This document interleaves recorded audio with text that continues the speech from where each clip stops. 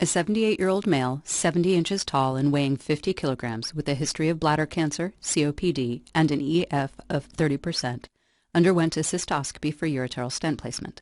He had a failed spinal with 7 milligrams bupivacaine and was converted to general anesthesia. The surgery was uneventful. He is, however, unable to void in the PACU after 2 hours. He is scheduled to be discharged home.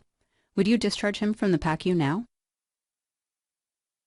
No. Given the attempted spinal, he may still have residual effects.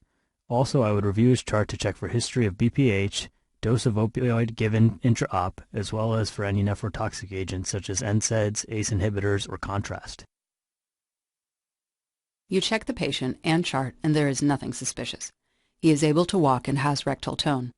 Do you work him up further or discharge him? I would continue to work him up. If a bladder ultrasound is available, I would check for the amount of urine in the bladder. If not, I would consider a straight cath.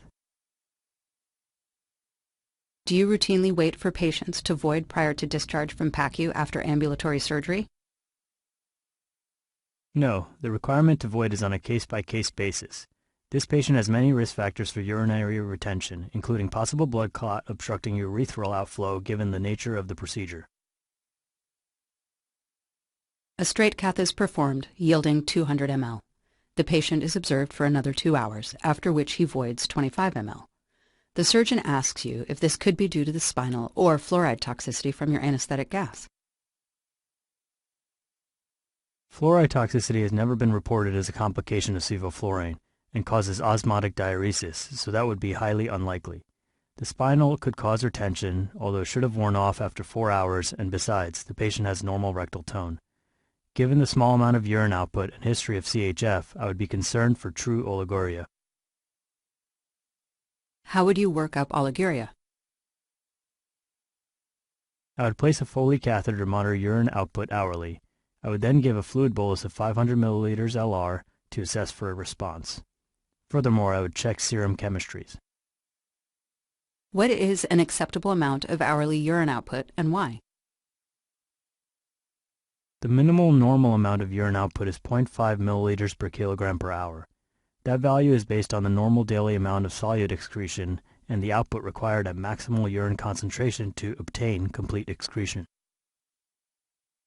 What are possible causes of oliguria in this patient? As with all cases of oliguria, I would break up the differential into pre-renal, renal, and post-renal. A functioning Foley and recent ureteral stent placement make post-renal causes less likely. Pre-renal causes include hypovolemia and CHF in this patient given his history.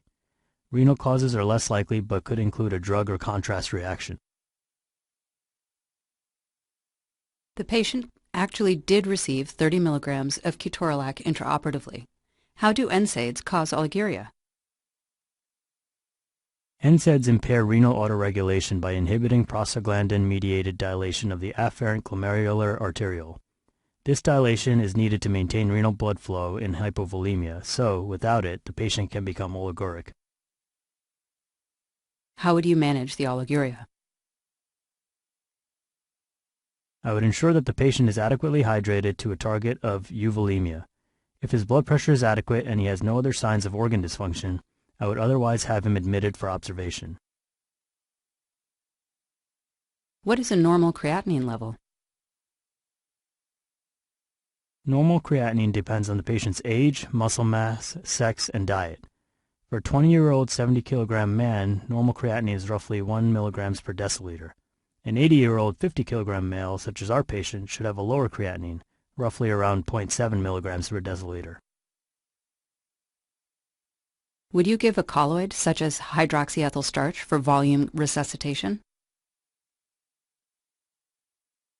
No, hydroxyethyl starch is nephrotoxic and I would avoid it. Other colloids, such as albumin, have no proven benefit over crystalloid for fluid resuscitation, so I would use LR. The surgeon asks to give a renal dose dopamine infusion. What is the renal dose of dopamine, and would you agree to give it? The renal dose is a low-dose infusion ranging from 2 to 5 micrograms per kilogram per minute. This dose increases natriuresis through renal arterial vasodilation.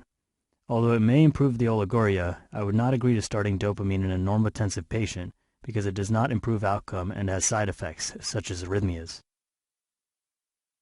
Would mannitol reduce the degree of renal failure by improving renal blood flow?